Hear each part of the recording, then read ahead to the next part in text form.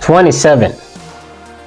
What mass of sodium trioxocarbonate 4 is required to produce 67.2 dm cubed of carbon dioxide at standard temperature and pressure? Take the equation sodium carbonate plus 2HCl going into 2NaCl plus H2O plus CO2. Take molar mass of sodium carbonate to be equal to 106.0 and molar volume to be equal to 22.4 dm cubed. A. 60.0 grams. B. 318.0 grams. C. 101.0 grams.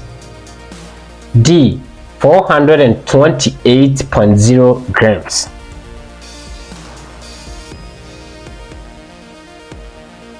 The correct answer is B. 318.0 grams.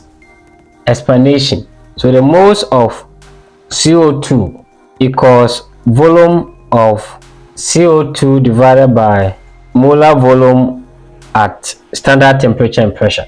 So we have the equation sodium carbonate, which is solid, plus 2HCl going into 2NaCl plus H2O plus carbon dioxide. We are told that carbon dioxide, the volume is 67.2 dm cubed. So at standard temperature and pressure, 1 mole of a gas is 22.4 dm cubed.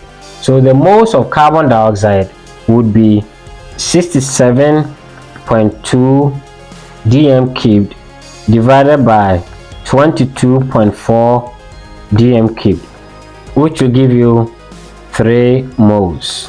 So now that we have the moles of carbon dioxide, from the balanced equation, 1 mole of sodium carbonate gives you 1 mole of carbon dioxide.